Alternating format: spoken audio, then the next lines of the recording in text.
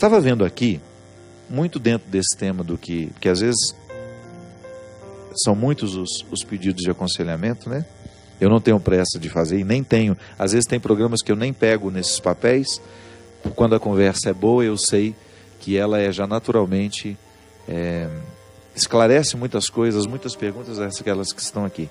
Mas hoje coincidentemente, eu estava olhando aqui no intervalo, eu vi que existe um pedido de reflexão de um homem que tem 30 anos, ele não quer se identificar, a esposa tem 27, eles estão há 5 anos casados e já tem 8 meses em que eles começaram a viver uma crise. Essa crise começou quando a esposa perdeu o interesse pelo sexo. Claro, perdeu o interesse pelo sexo, naturalmente perdeu também o carinho, o que é um prejuízo ainda maior, né? Eu sempre digo que quando você tem uma crise, isso é natural, os casais sabem muito bem disso, não estou falando nenhuma novidade. Na vida de casado há crise, sim, do interesse sexual.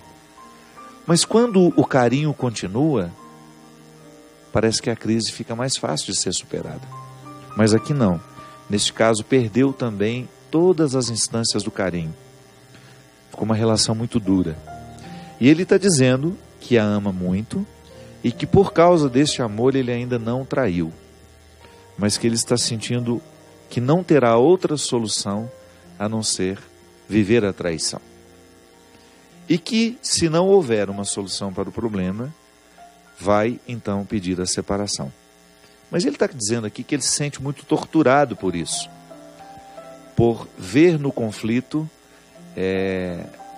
essa solução tão drástica, porque ele considera o casamento dele sagrado, já disse, né, que ele ama muito a esposa, eles participam ativamente da igreja, e entenderia como um grande prejuízo perder, então, este vínculo, desfazer este vínculo. Ele não me disse aqui se tem filhos, mas ele falou dessa crise. 5 anos de casado jovens, né? Ele tinha 25, ela tinha 22, porque atualmente ele está com 30, ela com 27, e ele gostaria que eu comentasse um pouco essa situação deles. Bem, primeira coisa, que toda vez que nós estamos enfrentando uma crise matrimonial, nós não, eu nunca me casei, né? Às vezes algumas pessoas até ficam dizendo assim, ué padre, o senhor não casou e fica dando conselho para quem casou? Pois é, o ginecologista também, homem, também nunca pariu um filho para poder conduzir um parto. Então a gente está justificado, né? A gente já viu muita gente casada. Eu nasci dentro de um lugar onde o casamento foi muito bem sucedido, graças a Deus, com todas as dificuldades do meu pai e minha mãe. Meu pai faleceu, ele era ainda casado com a minha mãe. Então a gente sabe por aquilo que vê, por aquilo que lê, por aquilo que convive. E também é apenas uma palavra, não é uma solução. A nossa reflexão, eu não estou aqui pretensioso, dizendo que estou dando uma solução aos problemas que eu comento. Não, é apenas uma reflexão que pode ou não ajudar. Eu particularmente penso que o casamento, ele só é possível de ser duradouro quando ele passa pela experiência da escuta, quando ele passa pela experiência da fala. Mas eu não estou dizendo que essa fala e essa escuta, ou melhor, vou reformular. Quando eu falo fala, quando eu sugiro que o casamento precisa ter fala e escuta, eu estou falando daquilo que eu chamo de enfrentamento. Muitas vezes nós temos um conflito entre nós não dizemos, nós vamos permitindo que o tempo vá multiplicando as instâncias do conflito e daqui a pouco o conflito ficou muito maior do que nós. Por exemplo, depois de 8 meses de total desinteresse pelo sexo, esse rapaz começa a pensar na possibilidade de desfazer o vínculo por causa disso. Veja bem, minha gente, nos primeiros sinais de desinteresse, a gente tem que conversar. Ou até mesmo para buscar soluções. A mulher, ela funciona com outro mecanismo muito diferente do nosso. A sexualidade do homem é toda para fora, né? A mulher é toda mais interna. E às vezes há um conflito até em relação ao prazer que a mulher sente. Isso aqui vale para todos os que assistem agora. Você já teve coragem de perguntar à sua esposa se ela está satisfeita com a vida sexual que vocês têm? Porque às vezes as mulheres, elas ficam muito caladas, elas passam pelo conflito sem dizerem nada. E depois, porque não se realizam, e por motivos que são diversos, às vezes os homens interpretam a sexualidade muito mais como uma satisfação de uma necessidade biológica, o que é terrível. Na vida matrimonial, o sexo, ele tem que recrutar todas as dimensões do respeito e da sacralidade que o outro tem. E por isso precisamos falar sobre isso, sim. Uma vez eu tive uma oportunidade de conversar com a mãe sobre isso, com a minha mãe. É claro que é difícil. Você pergunta: mãe, como era a sua vida sexual com meu pai? E ouvir da minha mãe o que eu ouvi foi: meu Deus, como essa mulher foi resignada. Você sabe muito bem, Cristian, que às vezes no casamento, a mulher, ela sofre muito por causa da vida sexual. Às vezes ela não tem nenhuma... Como é que nós podemos dizer isso? A mulher, a satisfação sexual da mulher é muito diferente, porque ela requer muito a dimensão do carinho. Você que é marido sabe disso. O quanto a Camila se realiza com você como homem, sobretudo quando você é carinhoso. O carinho, ele faz com que a vida sexual seja muito mais satisfatória. O problema é quando no casamento separa-se a relação genital da relação sexual. Padre, mas são duas coisas diferentes? Sim. A relação genital é aquela que se reduz à dimensão biológica do sexo. E essa pode ser frustrante. A relação sexual, ela engloba o carinho, ela engloba o todo das pessoas. E quando no casamento não se fala sobre isso, quando não se tem esse enfrentamento, é possível que essas insatisfações fiquem registradas, fiquem guardadas, e em algum momento isso vai se manifestar da pior forma, que é o total desinteresse pelo outro.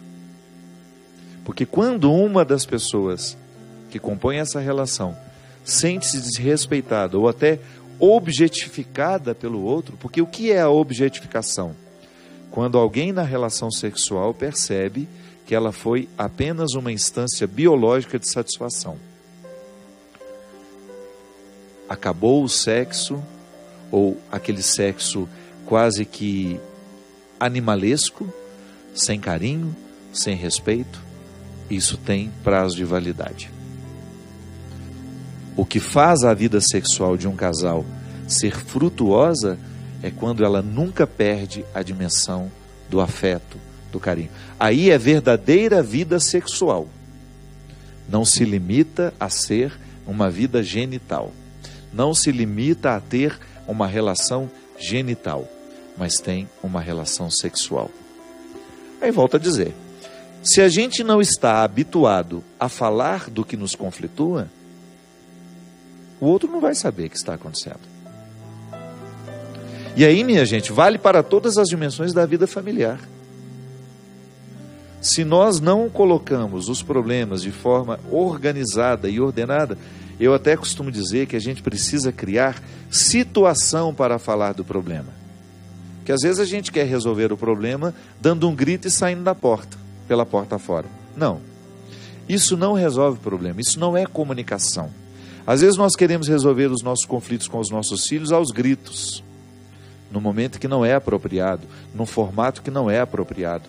Às vezes marido e mulher querem resolver os seus conflitos sexuais também quando os ânimos estão exaltados. Não. Marca um jantarzinho, né?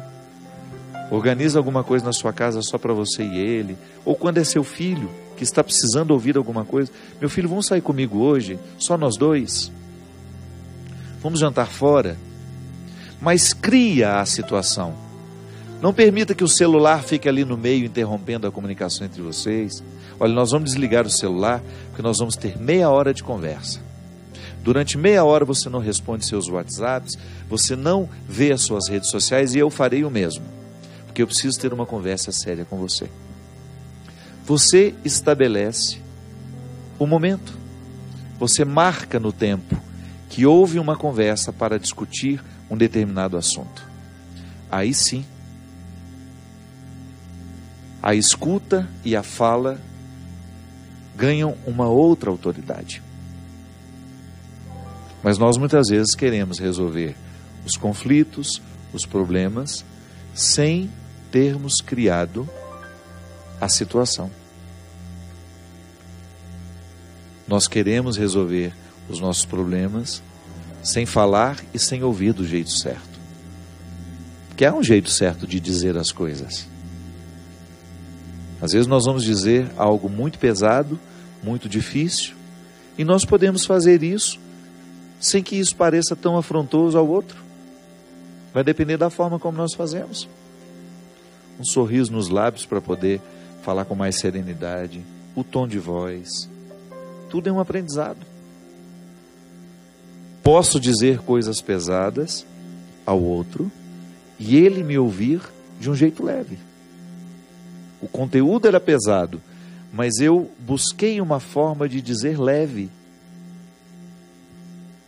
Eu, particularmente, acho que o formato da nossa comunicação precisa diariamente ser analisado e percebido. Nós muitas vezes não fazemos uma crítica da nossa maneira de falar. E às vezes também não nos perguntamos se nós estamos sabendo ouvir.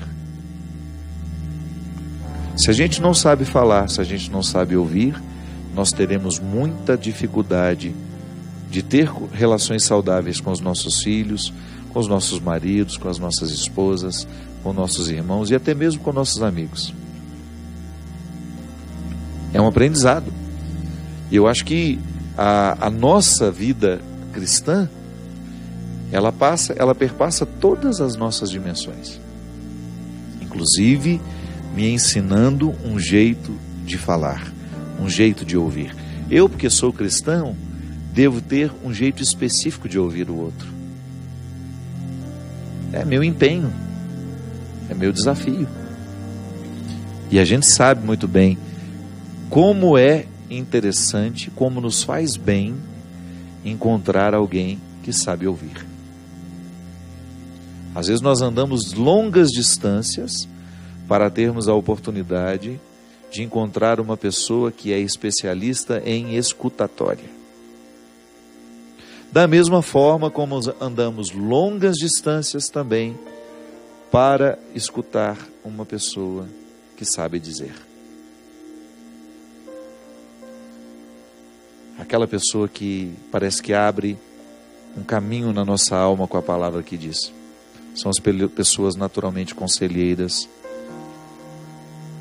que se exercitaram nessa arte. Mas isso não vem da noite para o dia, não. É exercício. Eu, por exemplo, se o Cristian vem me falar de um problema, se ele vem me contar uma situação que está pesada, está difícil para ele, eu posso, num primeiro momento, já criar uma indisposição de ouvi-lo. E não vou ouvir, ainda que eu escute tudo o que ele me disse. Porque o ouvir é diferente do escutar. Né? É mais profundo. Você escutou o que eu disse? Escutei. Mas você me ouviu? Não, eu não ouvi. Porque aquilo não repercutiu dentro de mim. É apenas uma informação que eu não processei porque não senti junto com ele. Eu só ouvi quando eu senti o que ele me disse. Porque quando eu sinto, eu de fato me envolvo. Se eu não sinto, não houve envolvimento. Quantas vezes você tenta dizer alguma coisa ao seu marido e você percebe nitidamente que ele não está sentindo com você?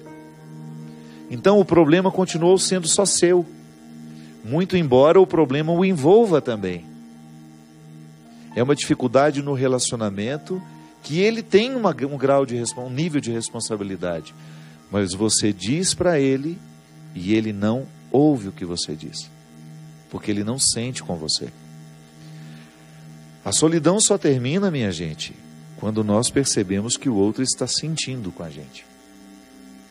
Quando o outro foi capaz de assimilar as suas palavras e lhe dar um feedback, lhe dar um retorno.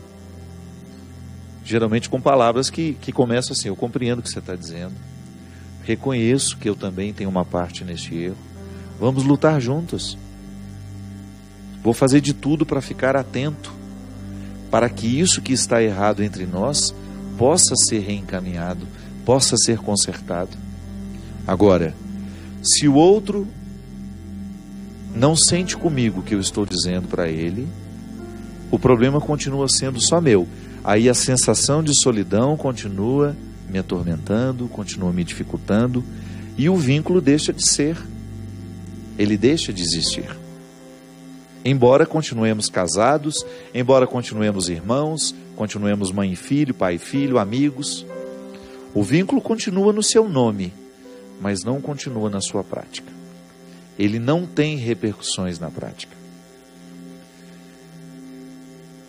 Toda vez que nós somos confrontados por uma realidade que de fato nos diz respeito, a honestidade que nós precisamos ter é considerar aquilo que está sendo dito para nós. É uma questão de honestidade. E uma questão de amor ao outro também. Se eu amo, como esse rapaz ama essa mulher, é preciso que o enfrentamento seja uma manifestação do amor. Às vezes nós não acreditamos no amor enquanto enfrentamento, que é justamente dizer a verdade para o outro, colocar o outro a par de tudo aquilo que você está sentindo sozinha. E este enfrentamento, ele encaminha as soluções. Vamos pedir a Deus hoje a graça de também sermos curados como este cego foi. Desculpe-me, como este surdo e mudo foi. Eu também preciso ser curado na minha capacidade de ouvir. Às vezes eu escuto muito mal. Eu escuto, mas não estou ouvindo. Eu preciso ter a sensibilidade de sentir com o outro. Pode ser que você também viva o mesmo limite que eu. Você também perceba esse limite em você. Nem sempre você consegue se envolver com aquilo que o outro está lhe dizendo, e por isso você não leva a sério. Muitas transformações deixaram de acontecer na sua vida. Você deixou de contribuir com o funcionamento familiar porque você não faz questão de ouvir o que os outros estão dizendo. Você só escuta, mas não ouve. E às vezes o seu casamento, a sua relação familiar, a sua filiação, a sua maternidade, a sua paternidade, a sua fraternidade, sua amizade, poderá ser muito melhor se você tiver a coragem de deixar cair as escamas do ouvido. E também ser curado na maneira de falar. Pode ser que você esteja machucando muito os outros quando você diz. Pode ser que sua fala esteja muito arrogante, que você esteja muito cheio de razão. Você não ganha muita coisa com isso. Pelo contrário, às vezes você perde a confiança do outro. É muito difícil acreditar numa pessoa arrogante. Quando nós somos arrogantes, nós perdemos a nossa autoridade. Nós perdemos a capacidade de comunicar. Ninguém gosta de ouvir uma pessoa arrogante. Às vezes nós estamos com toda a razão, mas nós somos tão arrogantes quando nós dizemos que nós retiramos toda a autoridade do que a gente está dizendo. Aí parece mentira o que nós falamos. Nas nossas relações de trabalho, a gente não ganha nada com a arrogância.